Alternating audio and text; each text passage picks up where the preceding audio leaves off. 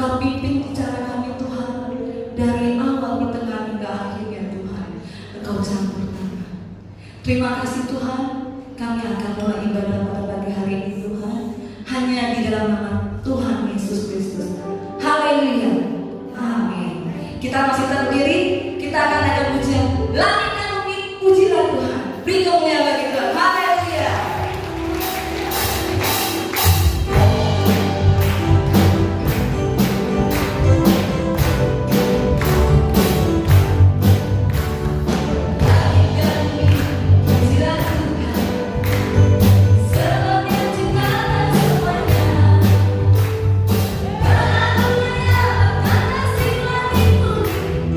Sampai suri harapan yang memuji.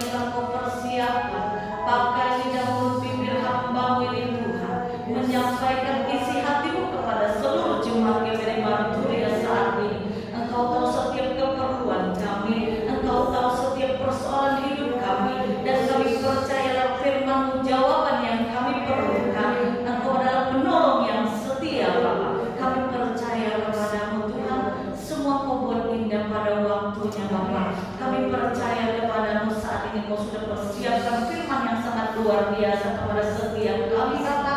Bungkus balut hamba-Mu dengan kuasa darah, bungkus balut setiap kami dengan kuasa darah.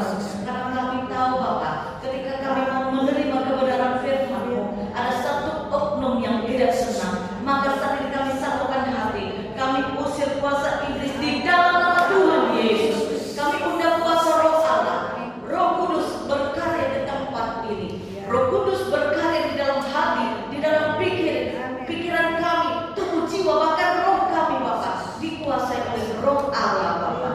Terima kasih Tuhan Yesus. Kami mengucap syukur Tuhan. Kuduskan setiap hidup kami Bapak. Tahirkan telinga kami untuk dapat mendengar, bahkan menerima dan melakukan setiap kebenaran firman-Mu. Terima kasih Bapak. Ini doa kami. Ucapkan syukur kami Bapak. Kami siap menyambut firman-Mu. Di dalam nama Tuhan Yesus Kristus kami berdoa dan mengucap syukur. Haleluya. Amin. Kami persilakan Ibu Pendeta Sumarti.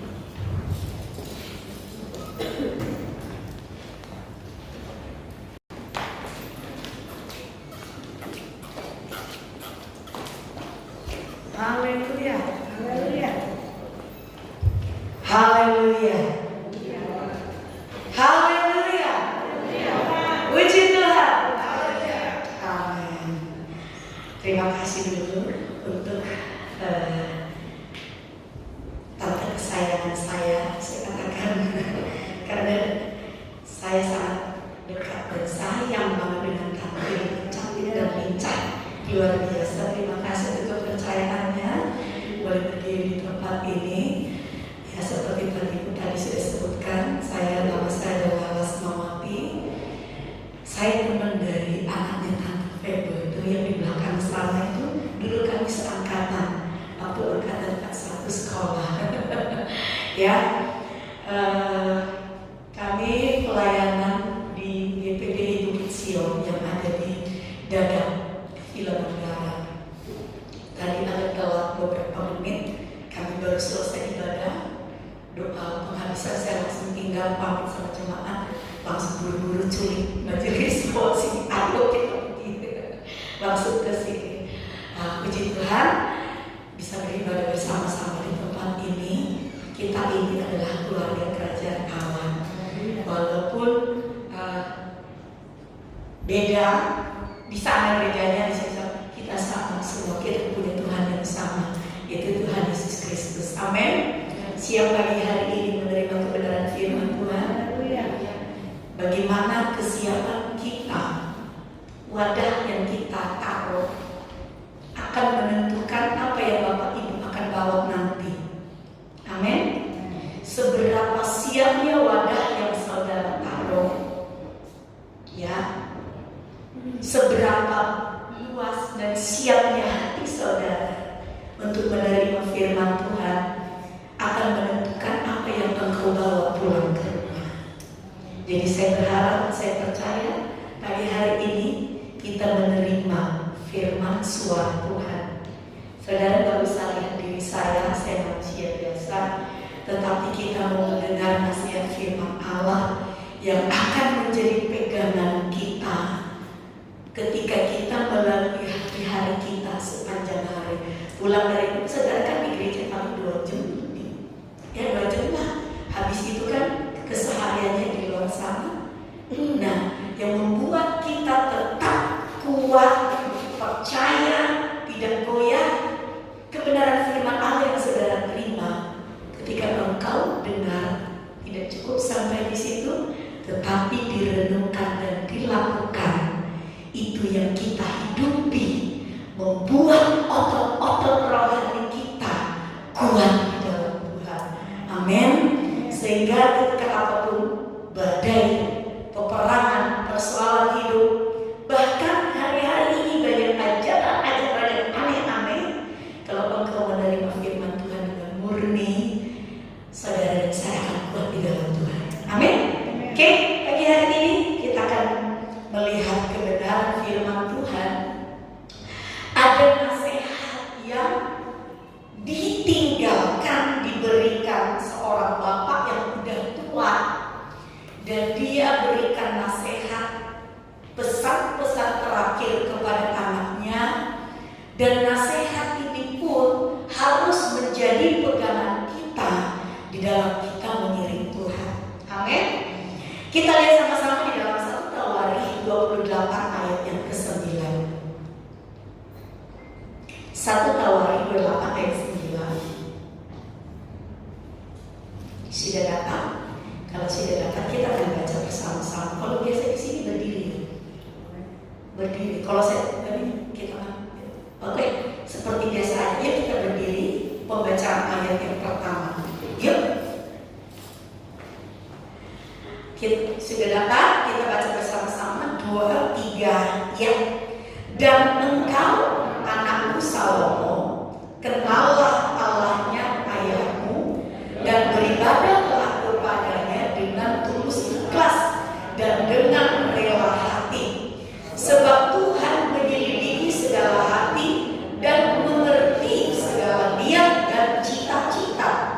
Jika engkau mencari Dia, maka Dia berkenan ditemui olehmu. Tetapi jika engkau meninggalkan Dia, maka Ia akan membuang engkau untuk selamanya. Terima kasih. Silakan duduk Bapak Ibu. Kita lihat kalau di dalam judul perikop kebenaran firman Tuhan ini, di situ dikatakan bahwa itu adalah pesan terakhir dari Daud kepada anaknya Salomo. Jadi di usianya yang sudah tua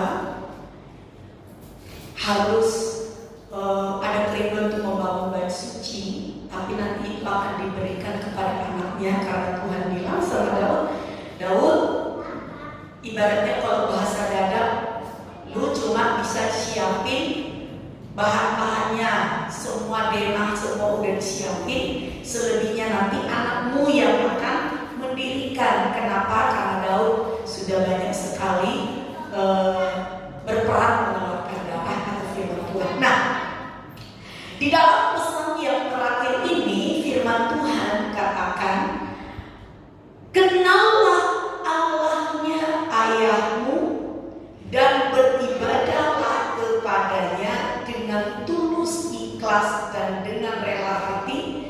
Tuhan menyelidiki segala hati dan mengerti segala niat dan cita-cita. Jika engkau mencari Dia, maka Ia berkenan ditemui olehmu. Tetapi jika engkau meninggalkan Dia, maka Ia akan membawa engkau selamanya. Oke. Pesan dari Daud ini kepada anaknya Salomo itu didengar oleh semua. Pada waktu itu, kalau saudara baca dari ayat 1 dan seterusnya, Daud mengumpulkan pembesar-pembesarnya sampai para pelayan-pelayannya semua dikumpulkan. Terus dia kasih pesan ini kepada Salomo, didengar oleh orang banyak pada waktu itu. Pesan yang sangat unik. Harusnya kan gini ya, Salomo, kalau orang tua kan zaman sekarang kalau udah tua, terus dia udah tahu, mungkin udah gak lama lagi, biasanya gini, nakku,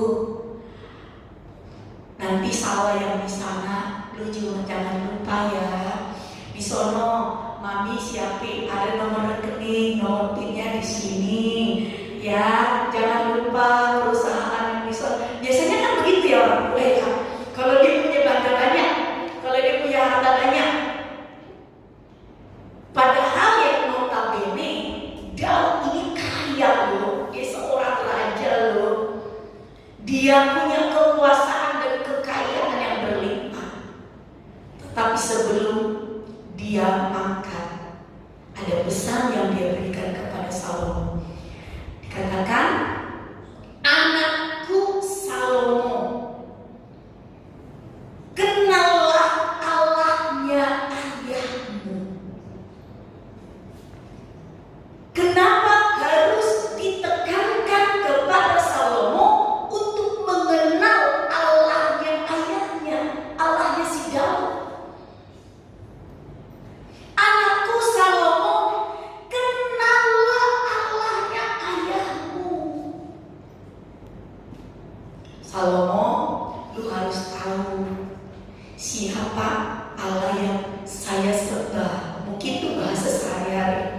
Salomo, lu harus berusaha untuk mengenal dia. Kenapa? Dalam pengalaman Daud, dari dia usia muda, dari dia bukan siapa-siapa, sampai ketika Tuhan mengangkat dia menjadi raja, Daud alami bagaimana pembelaan Tuhan yang luar biasa kepada Daud. Daud ingin menceritakan, Daud ingin supaya anaknya si Salomo ini memahami, menyelami, mengenal Tuhan yang sudah pernah Daud alami di dalam kehidupannya. Apa yang sudah Daud alami selama dia hidup? Ingat bagaimana peristiwa Daud dari dia yang bukan siapa-siapa, masa lalunya waktu kecil dia ibaratnya orang yang terabaikan, betul? Ya, dia termasuk orang yang terabaikan oleh keluarganya. Koko-kokonya semuanya itu orang yang berperawatan tinggi. Kalau zaman sekarang dikatakan itu mereka tuh militer, pasukan yang punya badan oke dan kekuasaannya. Mereka itu semua kan panglima perangnya si Saul. Mereka berperawatan tinggi, tegap. Tetapi si anak bopot ini, si Daud ini, dia kesehariannya di padang. Ngapain? Menggembalakan domba yang tidak seberapa, kata firman Tuhan. Menggembalakan domba yang tidak seberapa. Maaf ya, boleh ya saya buka ya mas? Atau buram buka sama ya, menggembalakan domba yang tidak seberapa, kata firman Tuhan. Di dalam keseharian Daud, seperti yang terasingkan atau terabaikan, Daud itu gak ngeratapi nasib loh. Dia gak nyanyi gini, betapa malang nasibku, gak. Siapakah yang mau mengasihi aku? Dia gak meratapi nasib, dan dia tidak mengasihani diri sendiri. Tetapi yang Daud lakukan ketika dia di padang, firman Tuhan katakan dia sering bermain kecapi dan dia menaikkan pujian. Kalau kita lihat di dalam kitab Mazmur, banyak pengalaman Daud yang Daud tuangkan di situ. Pengalaman dia dari seorang gembala sampai dia dikejar-kejar musuh, sampai dia menjadi raja. Dia tuangkan itu semua menjadi satu mazmur pujian. Ternyata Daud ini mungkin beda tipis dengan orang India ya. Jadi kalau dia lagi masalah dia nyanyi. Mungkin dia nyanyi bareng sama gembala. Gak ada temennya, dia sendirian. Atau kalau orang India, nih itu ada pohon dia ngumpet sendiri terus dia lagi bukan tapi dia sama domba gitu ya. Gak ada temennya, dia sama domba. Ya gitu ya. Tuhan kalau gembalaku gitu ya. Bisa jadi kalau kita persepsikan gitu ya. Nah, kita lihat pengalaman si Daud ini ketika dia menggembalakan kambing domba, dia tidak mengasihani diri sendiri dan tidak meratapi nasib. Dia selalu menaikkan pujian kepada Tuhan. Sehingga firman Tuhan katakan, mungkin koko-kokonya itu semua dilatih oleh pasukan-pasukan khusus. Mereka itu harus olahraga, makan makanan yang bergizi sehingga badannya tinggi. Kan koko-kokonya tinggi. Si Daud ini kata firman Tuhan kan pendek ya. Pendek terus mukanya pink-pink kemerah-merahan, kata firman Tuhan. Dia ya pokoknya agak terabaikan lah karena mungkin badannya nggak seperti abang-abangnya yang lain. Nah, secara tidak sadar keberadaan Daud ini di padang, Tuhan latih sendiri. Kalau abang-abangnya kan dilatih oleh Kopassus, dilatih khusus sama tentara-tentara militer dan yang lainnya karena mereka itu orang yang terangkat. Tetapi Daud di padang dilatih sendiri oleh Tuhan dengan pengalamannya dengan Tuhan. Ketika dia menggembalakan domba, firman Tuhan katakan ada serigala datang, ada singa dan dia mau menerkam, dia akan robek mulutnya dan dia lawan. Dan Daud alami kemenangan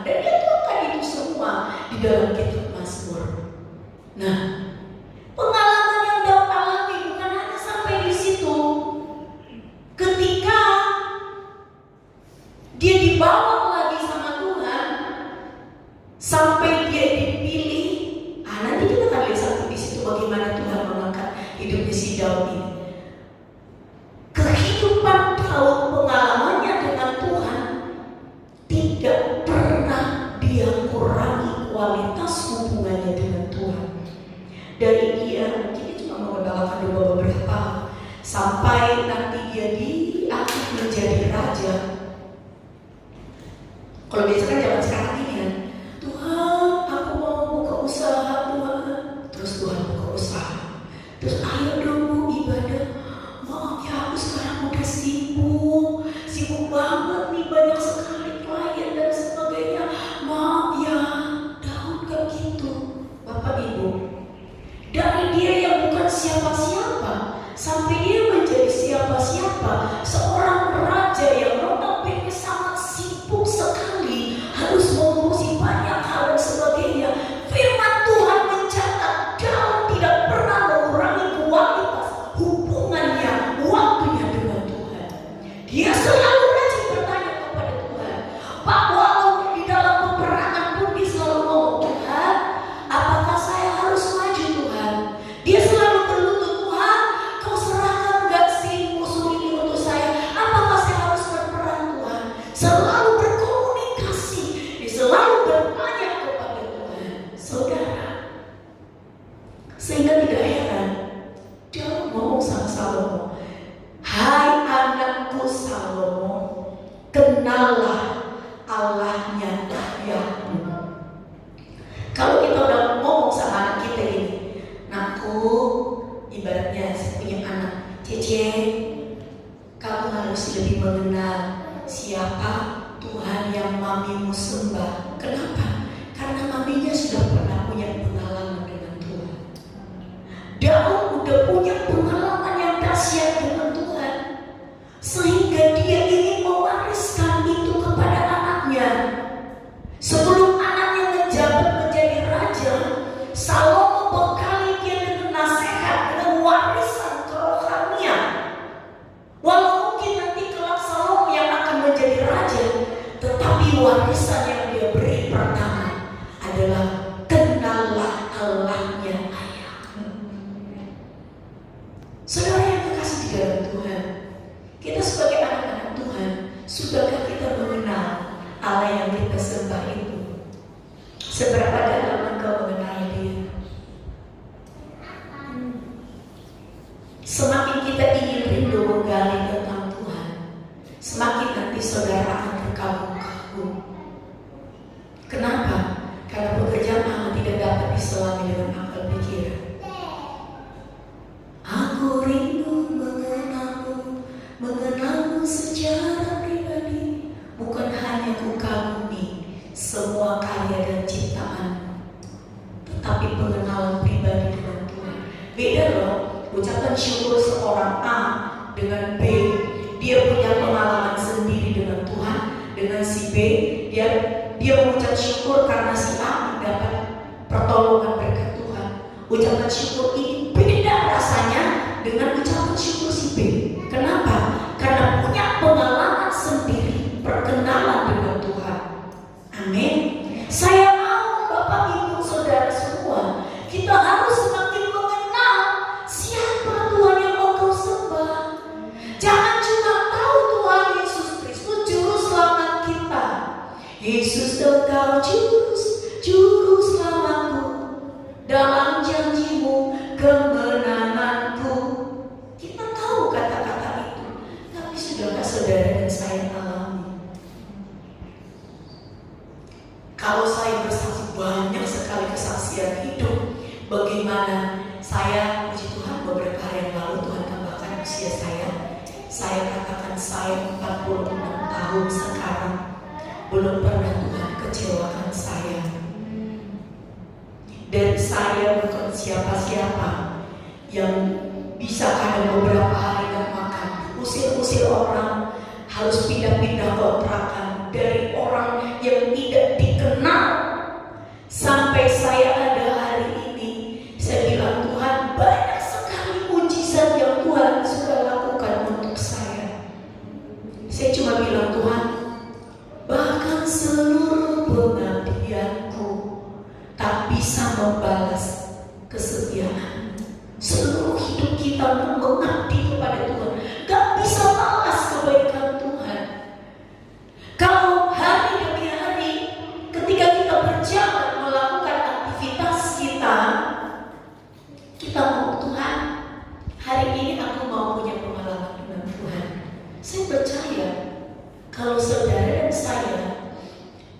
ikuti alurnya Tuhan, engkau akan terkagum. Hal-hal kecil aja Tuhan itu seolah-olah dekat banget sama kita.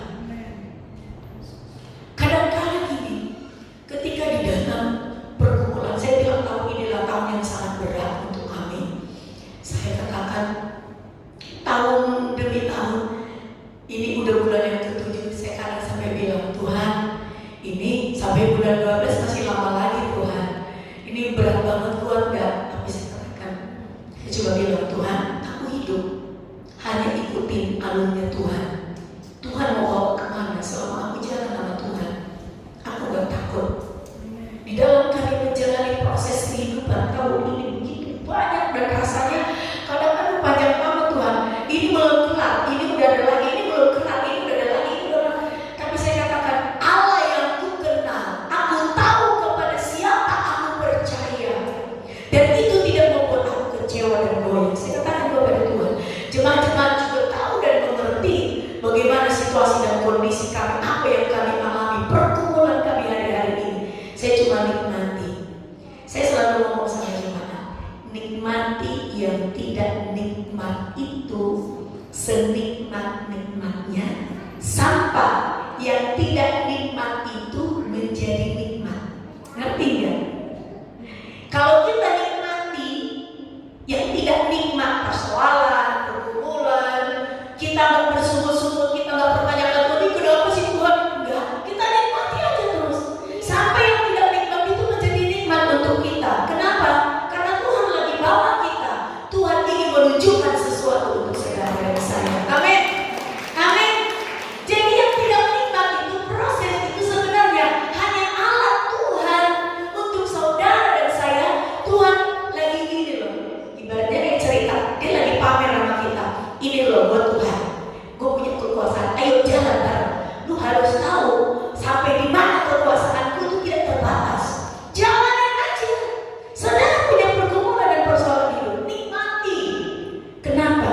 Selama engkau dan saya berjalan beserta dengan Tuhan, Dia tidak pernah mengecewakan. Tuntunan Tuhan, walau kita harus melewati lembah air mata, kita harus melewati gunung-gunung terjal, kita harus melewati tempat-tempat yang tersembunyi mungkin orang lain tidak mempedulikan, memperhatikan kita. Kita harus melewati seperti naik gunung, rasanya capek banget Tuhan.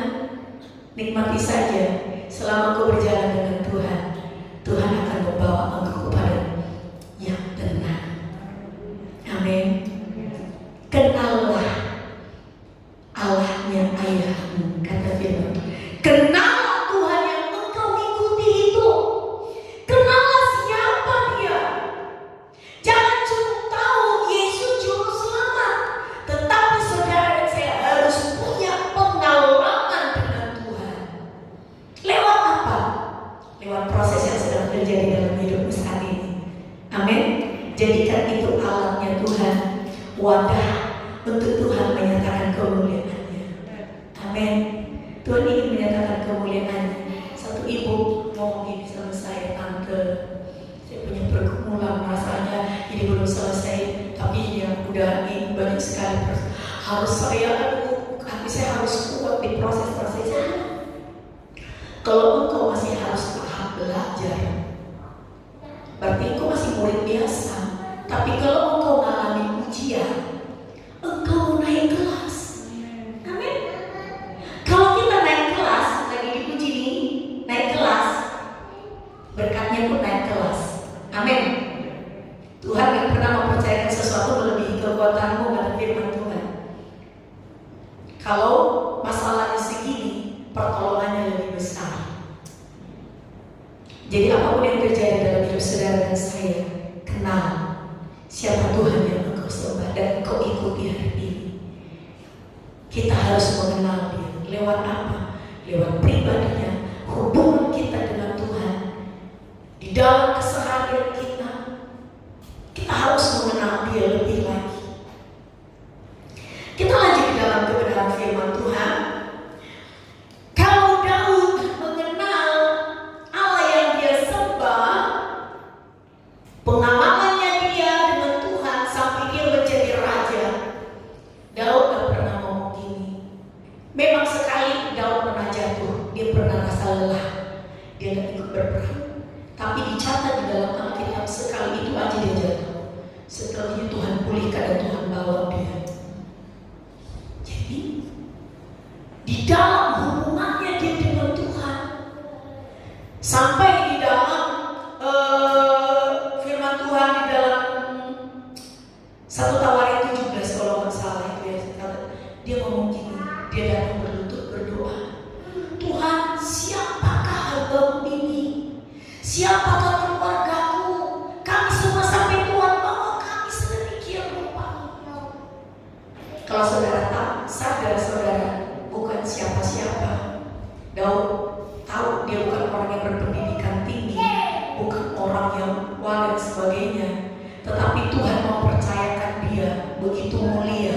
Tuhan angkat dia menjadi raja yang harusnya orang yang berpendidikan yang harus diangkat di posisi itu, tetapi bukan itu yang Tuhan pilih. Daud sadar, Tuhan betapa kecilnya aku ini gak ada apa-apanya loh, tapi Tuhan boleh memberkati aku, Tuhan mengangkat aku sedemikian rupa. Jadi semakin besar pertolongan Tuhan dalam hidup kita, jangan mengurangi hubunganmu dan kualitas hubunganmu dengan Tuhan.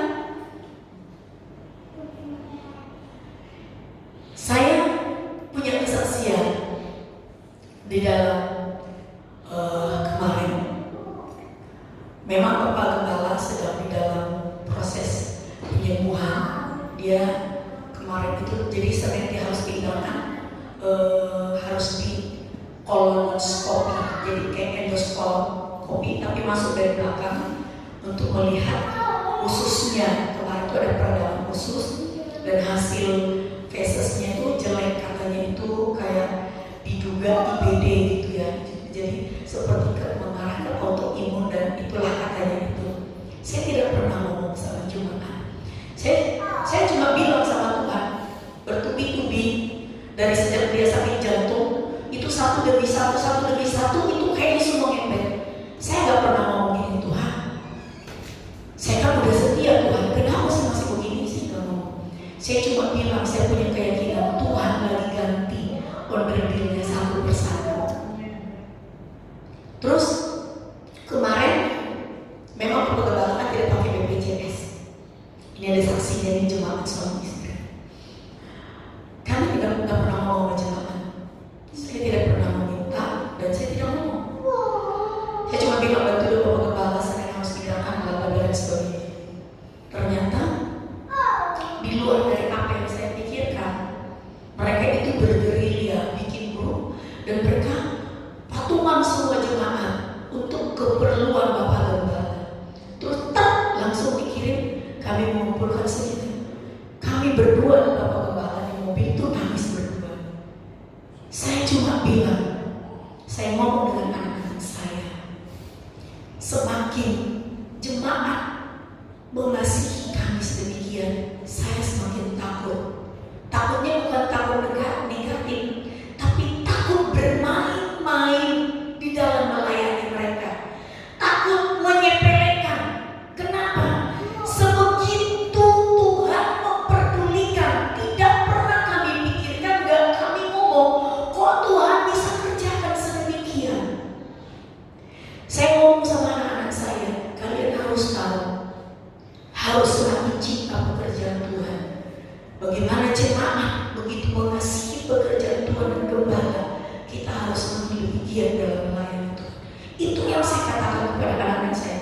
Jadi Bapak Ibu, semakin engkau melihat kuasa Tuhan, semakin engkau diberkati di dalam hidupmu, jangan melupakan Dia, jangan mengurangi hubunganmu dengan Dia, tetapi harus semakin kita kagum, semakin kita segan, semakin kita hormat kepada Tuhan. Tuhan, aku takut menjauhkan diri dari Tuhan.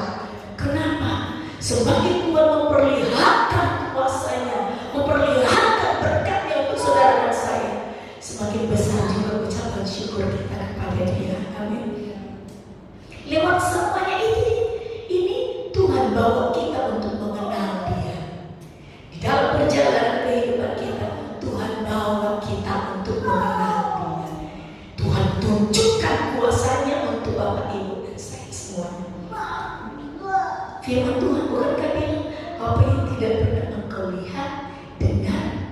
timbul dalam hati, Tuhan kasih bagi orang yang mengasihi Dia. Ingat, orang yang mengasihi Dia, orang yang mengasihi, kasih itu timbul dari pengenalan. Betul? Bagaimana saudara bisa mengatakan mengasihi seseorang tapi engkau tidak mengenal dia? Nggak mungkin ibu-ibu langsung lari dari sini, kau tidak kenal satpam, terus saudara peluk dan cium, aku mengasihi engkau. Nggak mungkin. Kita pasti harus mengenal orang itu dan dekat dengan orang itu, punya hubungan dengan orang itu, baru kita bisa mengatakan mengasihi dia. Amin. Nah, orang yang seperti ini, kasih yang seperti itu yang Yesus maksud. Tuhan kasih kejutan demi kejutan. Kan yang nggak pernah didengar, lihat ibu, bukankah itu bisa mendengar surprise, kejutan. Jadi Bapak Ibu setiap hari itu akan alami kejutan-kejutan dari Tuhan. Kalau Bapak semakin mengasihi Dia lebih lagi, amin. Kasihi Dia, kenal Dia lebih lagi dan lebih lagi. Semakin engkau mengenal, maka engkau akan semakin terkagum-kagum dengan perbuatan Tuhan. Yang selanjutnya kita melihat, yang Daud lagi ngomong sama Salomo. Dia bilang, beribadahlah kepada Allah dengan tulus dan ikhlas. Pertama, suruh kenal Allahnya ayat. Yang kedua, yang ditekani Raja Daud kepada anaknya, beribadahlah dengan tulus dan ikhlas. Beribadahlah kepada Tuhan dengan tulus dan ikhlas. Daud gak bilang, Salomo, panglima 1000 yang di sana, kamu harus tempatkan di sini. Itu yang di sono, para pemuji dan sebagainya. Bukan itu. Bukan itu yang diberikan. Ada warisan-warisan rohani, nilai-nilai rohani yang Daud berikan kepada anaknya. Daud ajarin Salomo, beribadahlah kepadanya dengan tulus, ikhlas. Kalau di dalam firman Allah yang hidup, dia bilang gini, layanilah dia dengan hati yang bersih dan tulus. Beribadahlah kepadanya dan layani dia. Saya bacakan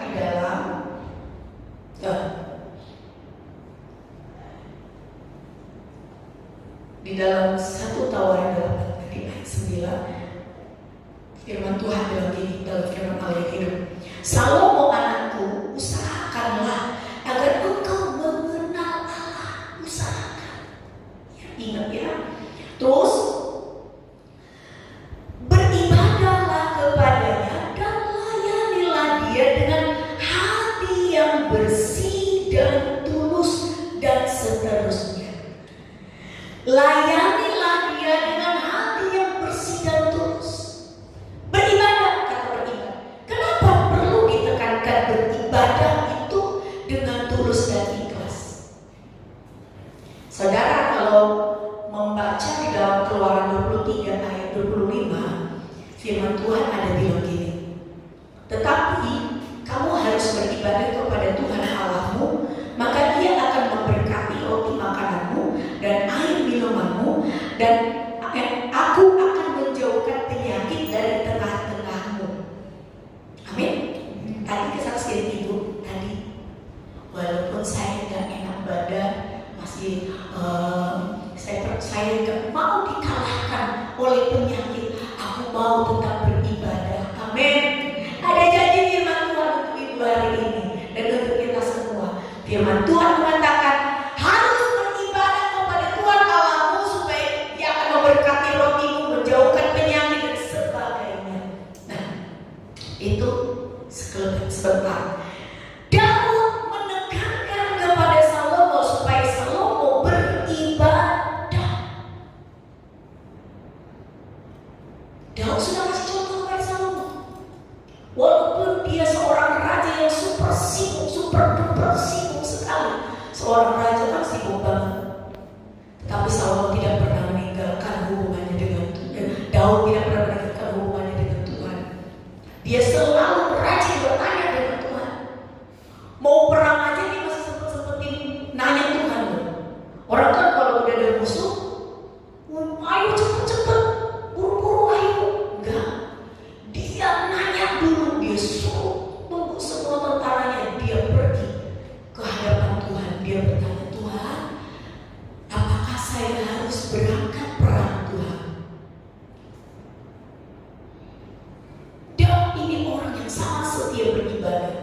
Sehingga tidak heran pembelaan Tuhan luar biasa. Firman Tuhan katakan dalam ayat yang lain bahwa Daud adalah orang yang berkenan di hatinya. Wow. Bukan berarti Daud gak punya kelemahan, dia pernah jatuh dalam dosa. Tetapi Tuhan mengatakan berkenan di hatinya. Kenapa? Karena dari situ Daud terus menjaga hubungannya, ibadahnya dengan Tuhan, sehingga Tuhan membawa dia terus naik terus. Bapak Ibu, tetap setia beribadah kepada Tuhan, amin. Jangan pernah meninggalkan ibadah. Kalau kami di dada Bukit Sion, tanya biar suka bikin warta tuh. Sebisa mungkin hari Minggu, bahkan ada jemaat ya, mereka ini pergi ke puncak, ada urusan kerjaan dan sebagainya. Malam itu juga dia harus pulang, harus ibadah pagi-pagi. Minggu itu sebisa mungkin mereka gak mau meninggalkan ibadah. Walau mungkin pasti ada beberapa yang rada-rada nakal itu di dalam ibadah demi yang lain. Tetapi banyak saya lihat jemaat berusaha. Saya bilang Tuhan Yesus baik. Kalau saya lihat jemaat-jemaat yang seperti ini, itu penghiburan loh untuk gembala. Betul? Ya tante ya. Penghiburan seorang gembala bukan ketika engkau memberi puasa dan banyak. Oh saya, apalagi kalau ada orang ibadah. Aduh hari ini saya gak bisa ibadah ya, saya harus jaga toko. Terus aku titip persembahan, terus kasih persembahan setepok. Tuhan inginkan tubuh jiwamu datang kepada Tuhan, setia beribadah. Amin. Kenapa? Kalau engkau beribadah bukan untuk gembala saudara. Saudara gak akan kaya. Gembala saudara gak akan kaya kalau saudara beribadah. Tapi kalau engkau beribadah, firman Tuhan katakan beribadah kepada Tuhan, Ia akan memberkati rotimu, makananmu, minumanmu, dan dijauhkan dari segala sakit penyakit. Amin. Ada janji perlindungan Tuhan bagi orang-orang yang sungguh-sungguh mau datang beribadah kepada Tuhan. Jadi saudara datang itu untuk saudara, bukan untuk kita. Kalau ada anak-anak muda di sana, memang karena kami balik dari pinggiran, ada beberapa yang ya pasti banyaknya nggak mampu. Ada beberapa kalau dibesuk, iya tante, habis nggak ada buat persembahan. Bukan berarti ibu saya ngajarin ibu-ibu di sini. Oh kata lawat itu, oh nggak usah persembahan. Kalau saudara punya, saudara kasih persembahan. Tetapi yang saya katakan kepada mereka yang mampu, jangan gara-gara nggak ada persembahan nggak datang. Datang.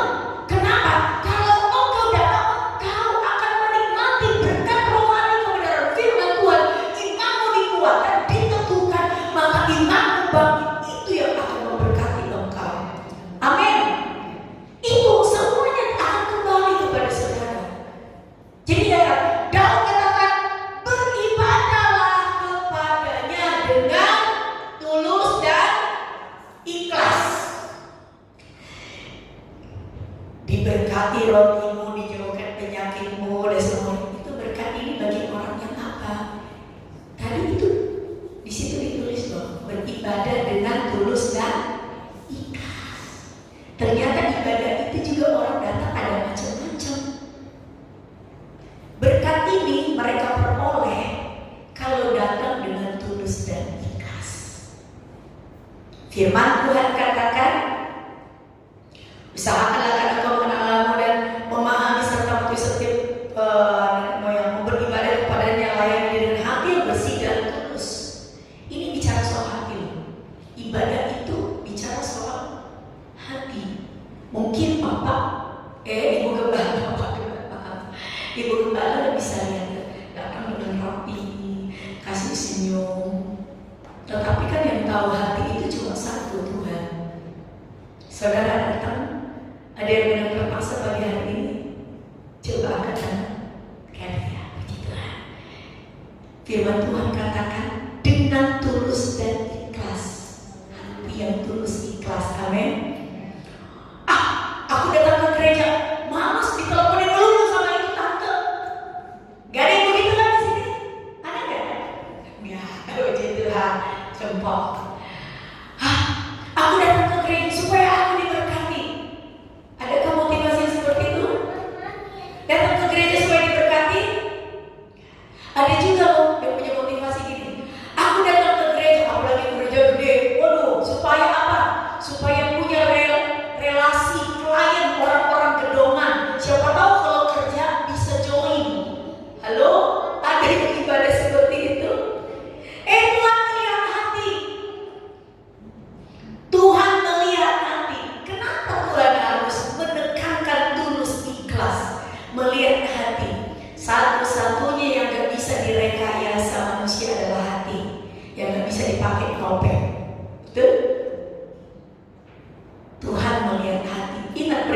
waktu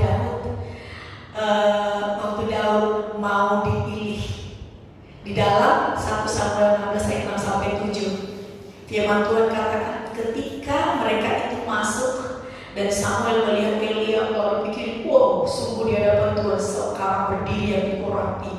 Tapi firman Tuhan kepada Samuel, jangan pandang parasnya atau perawakan yang tinggi dan semua. Tuhan melihat hati. Kadang-kadang manusia kan melihat yang di luar. Ibadah kita ini yang menilai Tuhan, bukan Ibu Gembala. Manusia seringkali seperti ini, kayak si Daud. Begitu datang tinggi tegak, wah ini yang bakal jadi raja. Ternyata Tuhan tolak.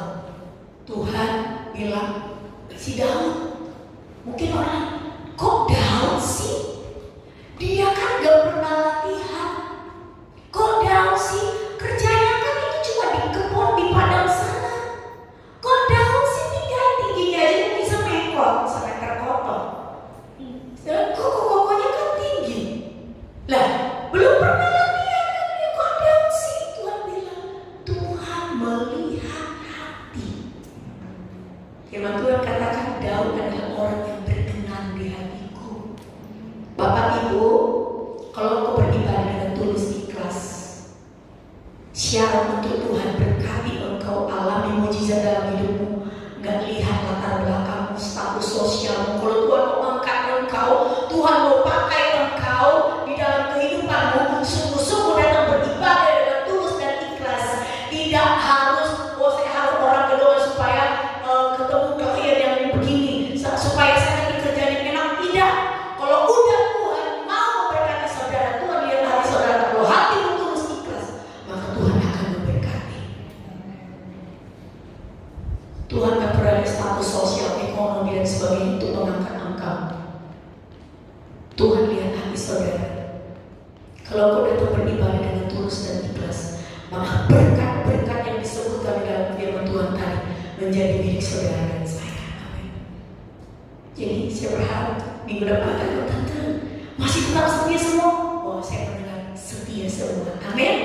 Amin. Harus semakin lebih setia. Ada berkat-berkat yang Tuhan sudah siapkan untuk saudara. Makanya seringkali kalau kami pulang tidak bawa tangan kosong, itu benar. Ada berkat rohani, penyertaan Tuhan, perlindungan Tuhan ketika kau pulang dari tempat ini. Amin, saudara. Haleluya. Kita lanjut kebenaran firman Tuhan.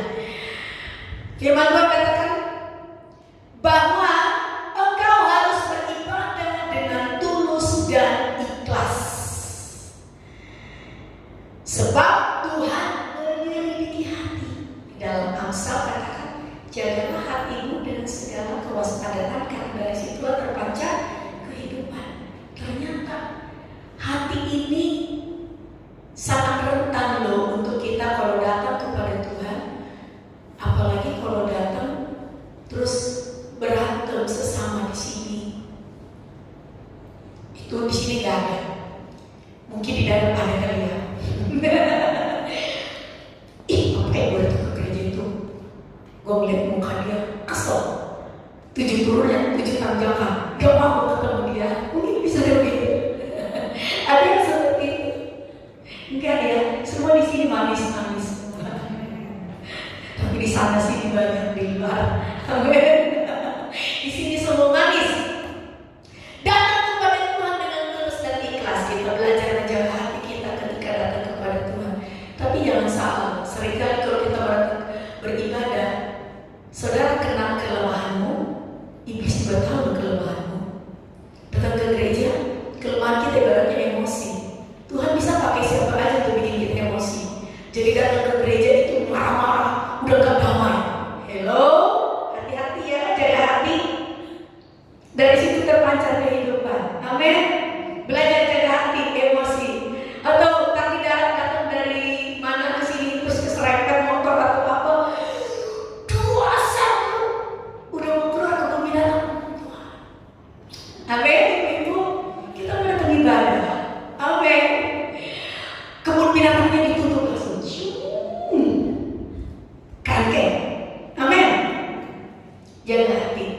Kenapa? Dari hati ini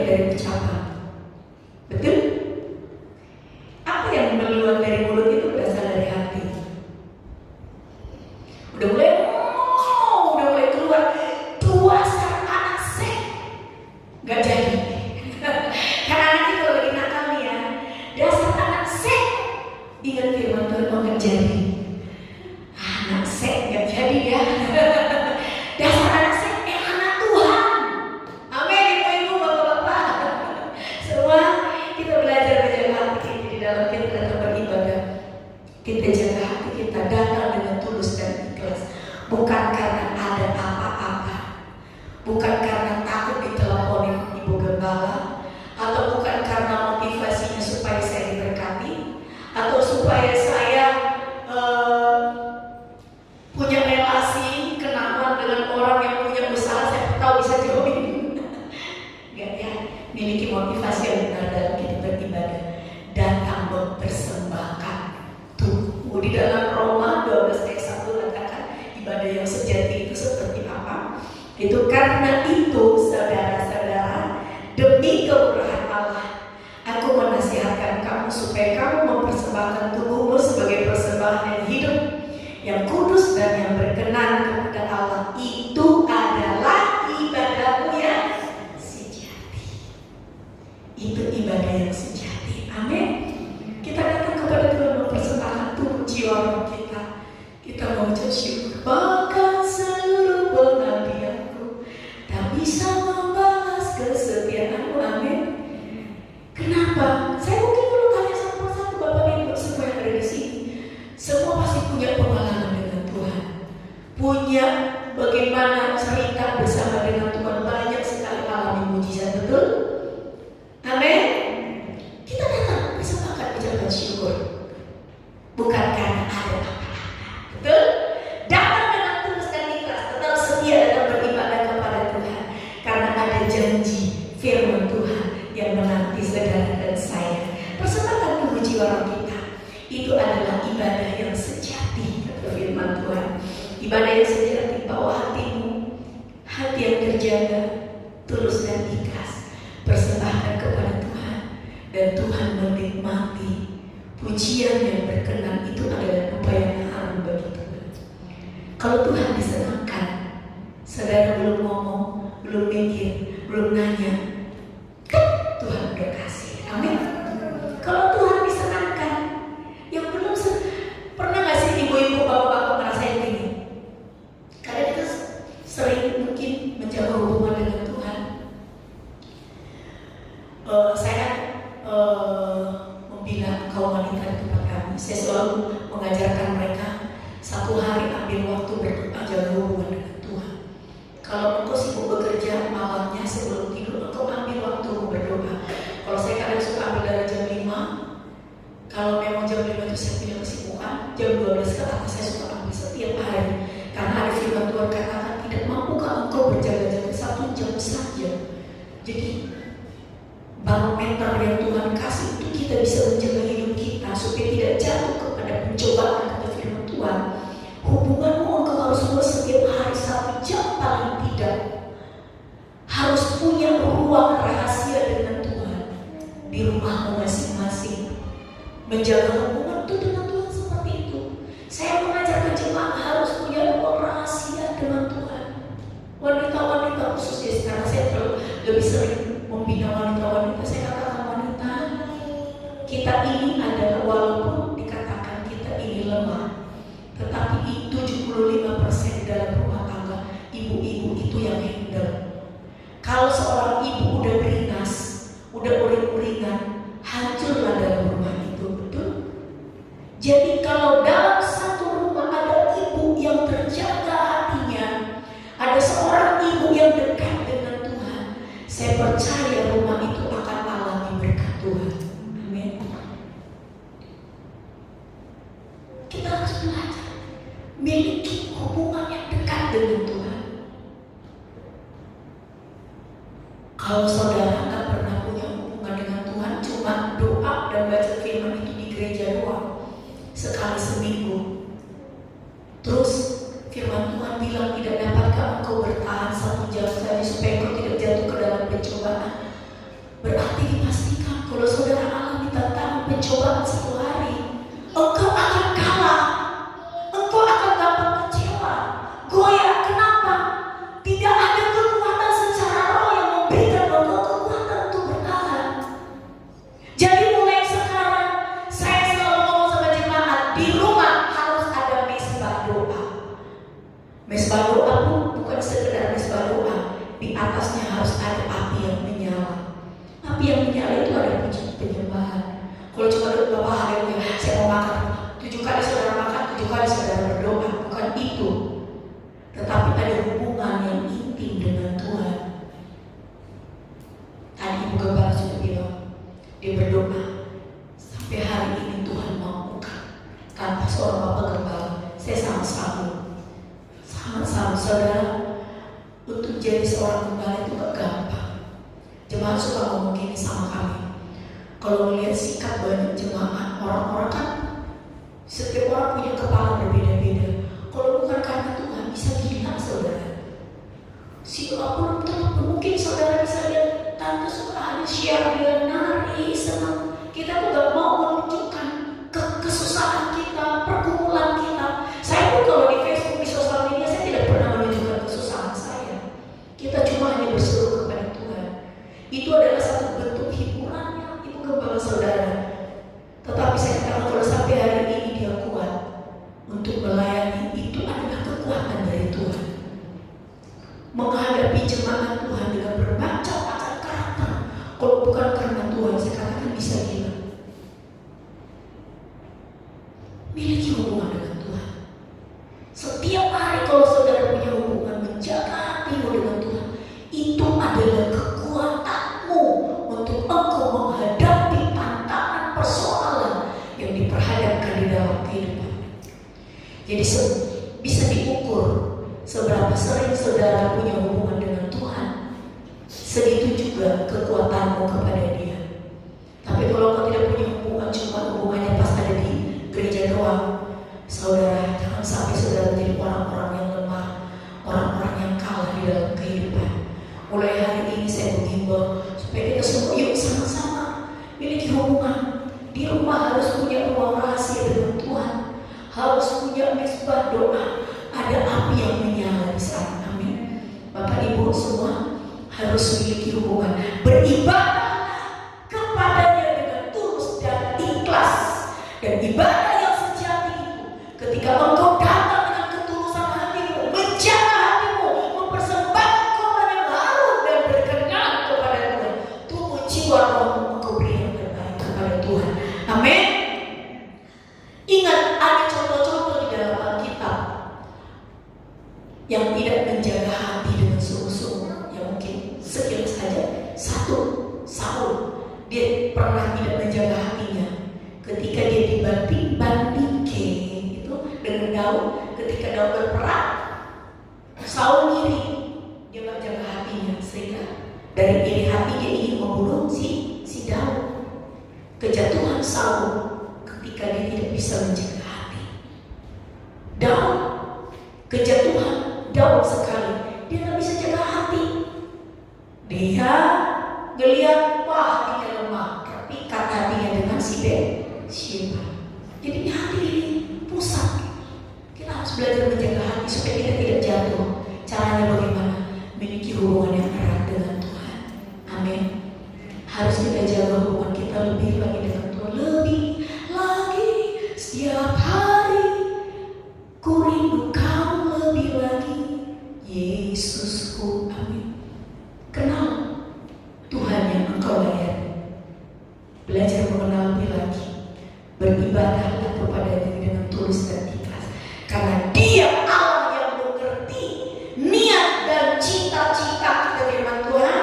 Sebab Tuhan menyelidiki segala hati dan mengerti segala niat dan cita-cita.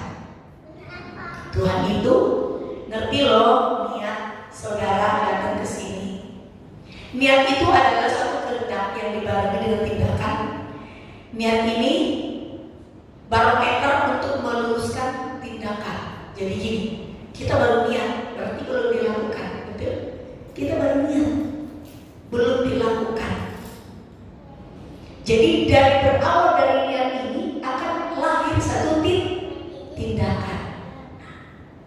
Kalau saudara punya niat datang ibadah ke gereja, niatnya dari awal cuma mau lirik si A si B, atau niatnya cuma supaya diberkati, atau niatnya supaya nggak diteleponin dulu dengan ibu gembala, niatnya yang lain dan sebagainya, itu Tuhan tahu. Jadi kita belajar luruskan niat kita datang kepada Tuhan, niatnya untuk menyenangkan Tuhan. Dan Tuhan tahu cita-cita saudara, apa yang menjadi kerinduan saudara, Tuhan tahu. Kalau niatmu benar di hadapan Tuhan, cita-citamu, kerinduanmu, keinginanmu, Tuhan akan berkati. Amin. Amin. Inilah warisan yang diberikan oleh Daud kepada Salomo. Bicara soal warisan rohani, saya sangat senang sekali dengan diri saya.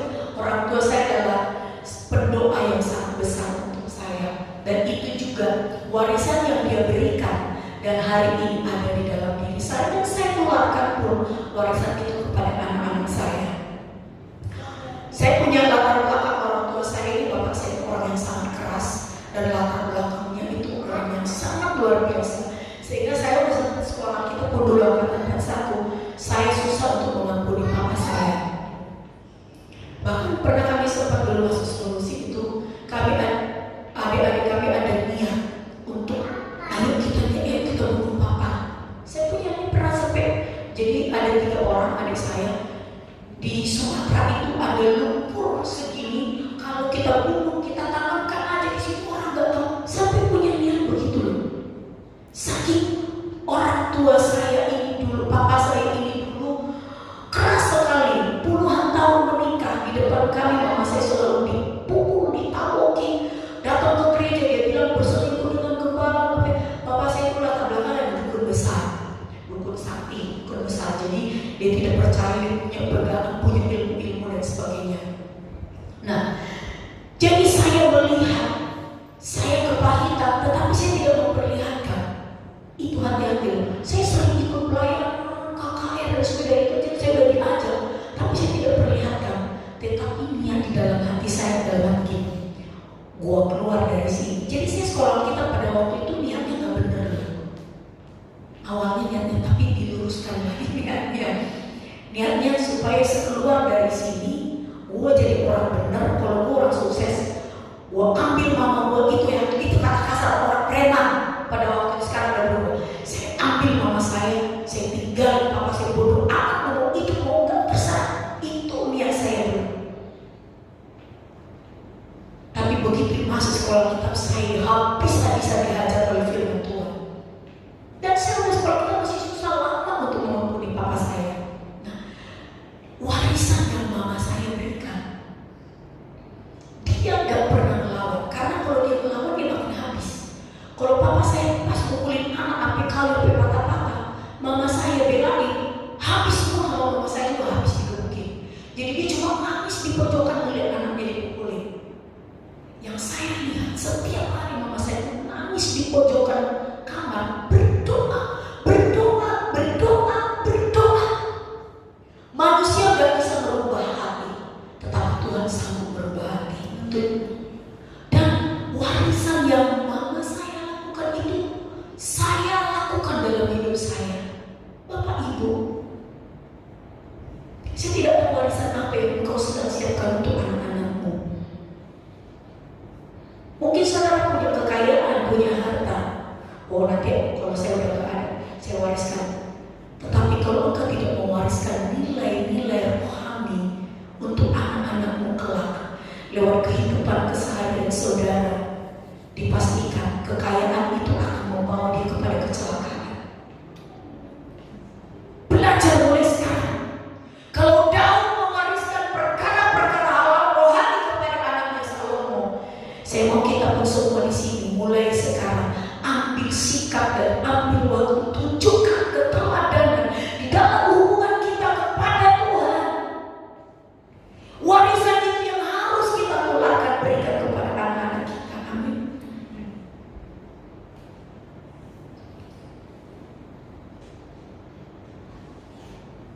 Kalau saya katakan orang tua saya itu manusia, wanita paling kuat di dunia. Kalau dia berdoa, itu tanya jemaat dari jam 4 sampai jam 6 setiap hari itu di gereja, itu berdoa syafaat kami setiap hari. Jadi kalau jemaat cari dia jangan dari jam 4 sampai jam 6, dia pasti di atas lagi berdoa. Semua satu-satu didoakan. Saya sangat bangga punya orang tua seperti itu, dan itu saya bawa dalam hidup saya. Dan ketika saya berdoa di ruang rahasia saya, pelan-pelan satu-satu anak-anak saya datang, "Mami, aku ikut doa ya, aku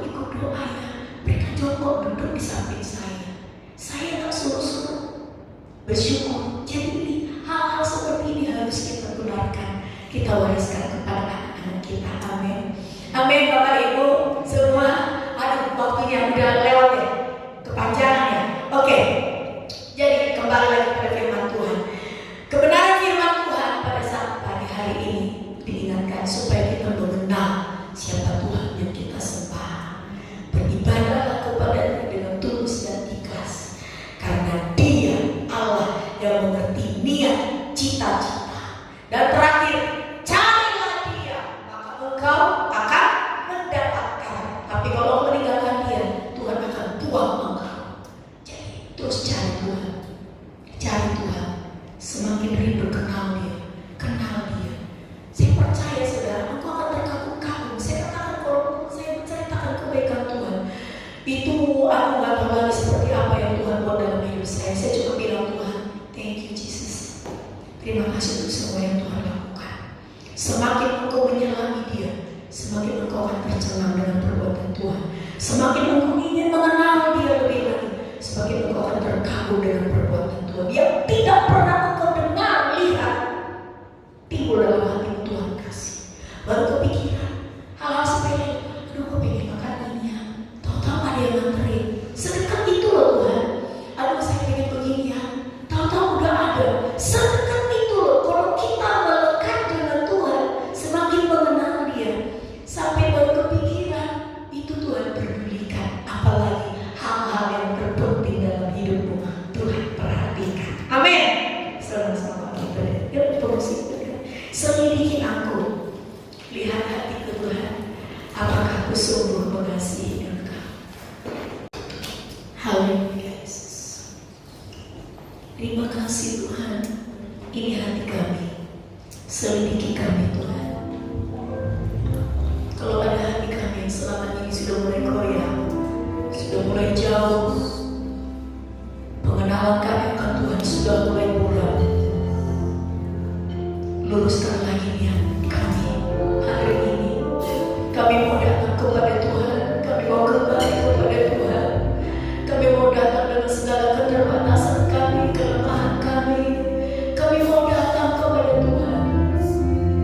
Terima kasih Yesus, terima kasih.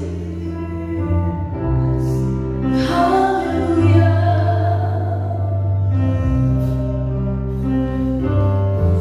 Bikin aku lihat hatiku,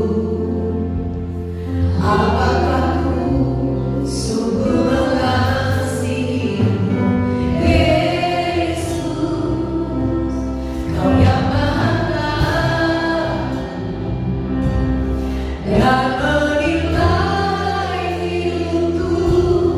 Tak ada yang tersembunyi bagimu.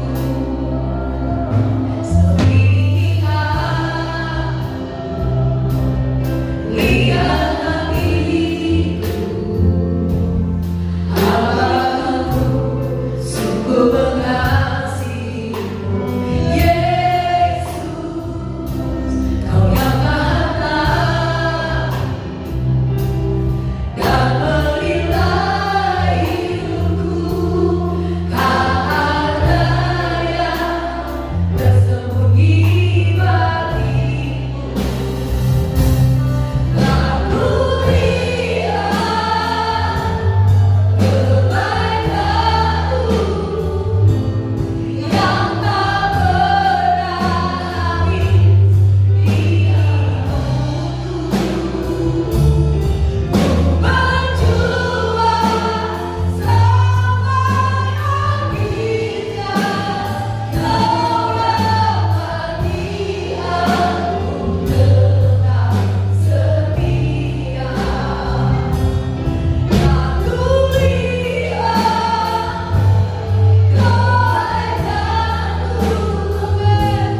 yang tak pernah habis di hidupku. Ku berjuang sampai akhirnya, Kau dapati aku tetap setia. Sini supaya setiap ibu-ibu, bapak-bapak, semua saudara yang ada di tempat ini siang hari ini, kalau engkau ingin, Tuhan, aku mau datang kepada Tuhan dengan ketulusan hati. Kalau selama ini aku jauh dari Tuhan, hatiku banyak sekali supaya batu-batu dan duri-duri aku mau dibereskan di dalam Tuhan. Aku mau terus berjuang tetap setia kepada Tuhan. Pagi hari ini memiliki komitmen kepada Tuhan supaya mau lebih lagi ada berkat kepada orang yang datang beribadah dengan sungguh-sungguh. Kenali Tuhan, siapa Tuhan yang engkau sembah. Kenali Dia lebih lagi, lebih lagi. Selidiki aku, lihat hati, berbicara dengan Dia, berbicara lewat lagu. Yesus, Kau yang Maha Tahu, Dia yang tahu setiap hatimu. Berilah hidup, tak ada yang tersembunyi lagi. Aku lihat, lalu lihat kebaikanmu yang tak pernah habis di hatiku. Ku berjumpa dapat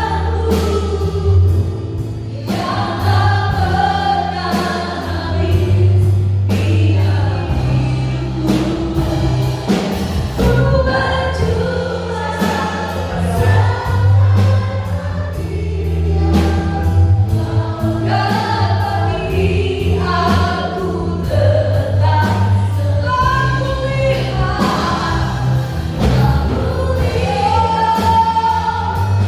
lalu lihat kebaikan dari Tuhan yang tidak mau mundur lagi Tuhan, tapi mau mundur lagi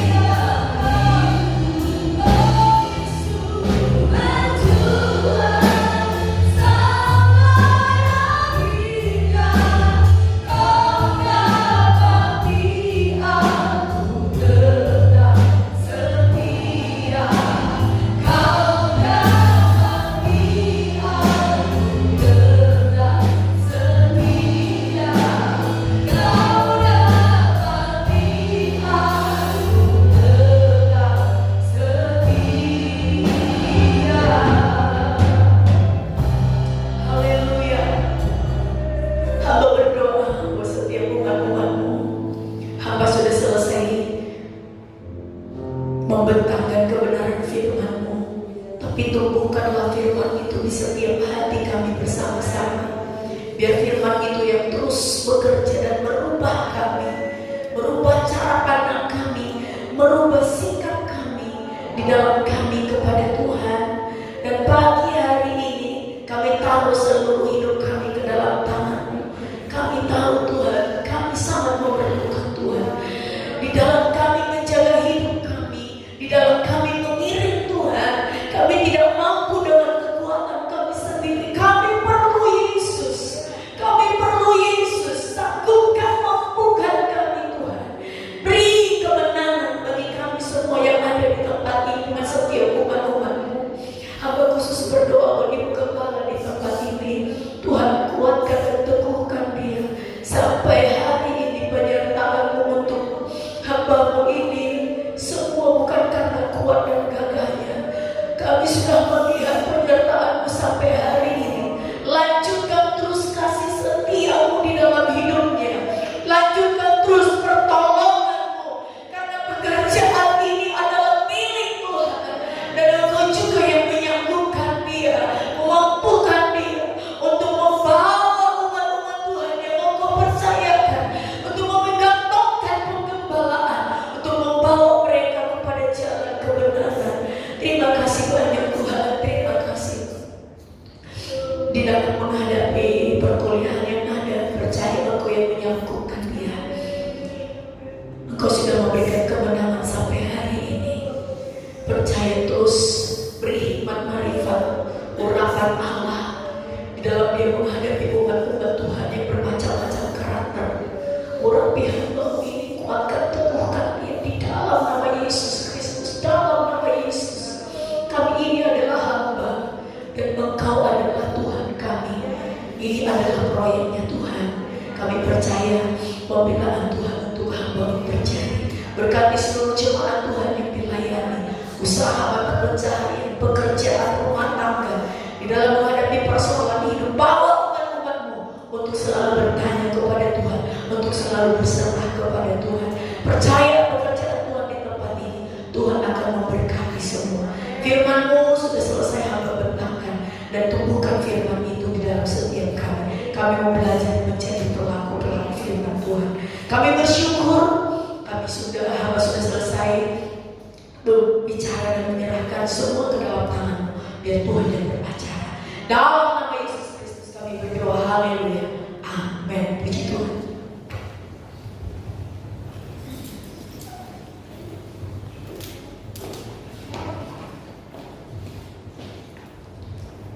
Terima kasih buat hambanya yang sudah memberikan firman Tuhan. Tuhan berkati.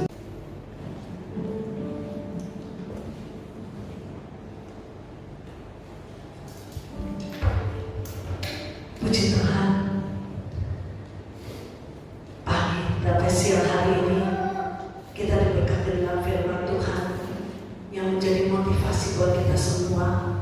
Kita mau datang kepada Tuhan beribadah dengan tulus dan ikhlas. Firman Tuhan begitu keras. Kalau kita tidak datang, tidak sungguh-sungguh kepada Tuhan, bukan saja orang tua tidak menganggap anaknya, tapi Tuhan akan buang, saudara. Itu kata firman Tuhan. Biar kita mau menjadi pelaku-pelaku firman Tuhan yang lebih-lebih lagi dan setia taat kepada Tuhan. Seringkali saya juga belajar jemaat yang ada, kita berdoa setia, tetap kita berdoa. Di dalam doa itu kita akan mendapatkan kekuatan, ada kekuatan. Selalu Tuhan akan perbarui itu. Apalagi hambanya yang sudah lebih lagi menegaskan. Jadi mari kita lebih-lebih lagi setia di dalam Tuhan. Lebih lagi taat untuk kita berdoa supaya keluarga kita semua boleh terus ada kekuatan sehingga Tuhan akan memberkati. Saya percaya berkat itu bukan berkat-berkat yang dikatakan, oh karena saya cuma rindu berkat jasmani. Saya juga akan, keluarga saya ini suami istri anak-anak selalu setia dengan taat. Anak-anak diberkati dengan sekolah yang ada. Karena Dialah Allah yang hidup, Dia Allah yang mengasihi. Firman Tuhan mengajar kita, hati dari hati kita sungguh-sungguh itu tidak bisa bohong, saudara. Itu dari hati. Seperti saya mengatakan, kalau saya mengikuti kuliah ini betul-betul secara manusia saya tidak sanggup, saya tidak ada apa-apanya. Karena saya mempunyai hati yang Tuhan beri buat saya untuk saya mengikuti, sehingga saya boleh menjalankan semua ini. Tuhan Yesus yang hebat, Tuhan Yesus yang ajaib. Terima kasih buat Ibu Pendeta Lasmawati yang cantik. Saya selalu, dia memanggil saya mami yang baik. Saya panggil dia anak yang baik, yang cantik, yang selalu Tuhan pakai lebih lagi. Luar biasa kalau kita mendengar kesaksian-kesaksian seorang hamba Tuhan. Kita melayani Tuhan tidak gampang, saudara. Tapi ingat, kalau kekuatan itu dari Tuhan, kita sanggup melakukan semua ini. Kita bisa menjalankan semua ini, semua karena Tuhan, bukan karena kita. Puji Tuhan, kita akan mengakhiri pada siang hari ini. Saya udah kita sama lagi berdiri. Kita naik pujian, kami memuji kebesaran Tuhan. Haleluya, Yesus, Kau adalah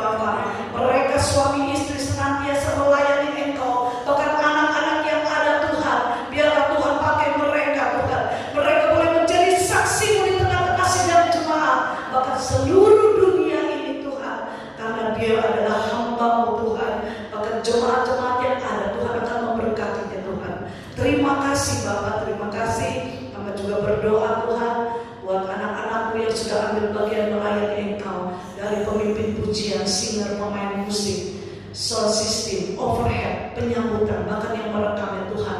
Kau lihat mereka datang untuk melayani Engkau. Engkau yang tahu kebutuhan mereka Tuhan. Kalau mereka memanggil namamu, mereka memanggil namamu Yesus Tuhan, Engkau juga tolong Tuhan apa yang menjadi keperluan mereka saat ini Bapa. Mereka datang untuk melayani Engkau Tuhan dengan hati yang tulus. Terima kasih Bapa, terima kasih. Dan kami juga berdoa buat sidang jemaat GBDI Manturia Tuhan. Engkau yang tahu pekerjaan mereka, bisnis mereka, usaha mereka, rumah tangga mereka Tuhan. Engkau senantiasa tolong, Tuhan senantiasa memberkati. Bahkan mereka yang menghadapi sakit penyakit kami percaya karena kuasa-Mu yang hebat, Engkau senantiasa memulihkan setiap sidang jemaat-Mu. Bahkan dari anak-anak sekolah minggu, pemuda remaja, sampai orang tua Tuhan, tetap hamba serahkan ke dalam tangan-Mu. Mereka adalah milik-Mu Tuhan. Engkau yang tahu kebutuhan keperluan mereka Tuhan. Kiranya uluran tangan kasih-Mu senantiasa menjamah mereka, sehingga mereka boleh melihat mereka lebih lagi setia beribadah kepada Engkau, sebab Engkau akan menyediakan, tidak dilihat, tidak mendengar, tetapi Engkau sanggup melakukan semua itu bagi mereka. Terima kasih Tuhan, terima kasih karena Engkau memberkati tangan-tangan yang sudah memberi buat pekerjaan yang ada di tempat ini Tuhan. Engkau senantiasa balas mereka, dan mereka yang mengembalikan milik-Mu, baik mereka mengembalikan di tempat ini, mereka mengembalikan melalui transfer Tuhan. Engkau yang berjanji, Engkau yang akan membukakan tingkap-tingkap langit, mencurahkan bagi mereka Bapa. Biar Tuhan kami mau serahkan seluruh sidang jemaat GBDI Manturia ke dalam tangan-Mu, keluar masuk mereka sepanjang minggu ini. Apapun yang mereka lakukan, semua boleh berjalan dengan baik. Nama Tuhan dipuji, dimuliakan, diagungkan. Terima kasih Tuhan, terima kasih. Kalau sebentar Bapak kami akan pulang, kami akan terima berkat anugerah daripada Engkau. Sekarang pulanglah, terimalah berkat dari Allah Bapa, cinta kasih-Nya dari Tuhan Yesus Kristus, penyertaan pertolongan dari Allah Roh Kudus, mulai hari ini, besok sampai selama-lamanya, menjadi dalam nama Tuhan Yesus Kristus, dan kita orang percaya berkata, amin.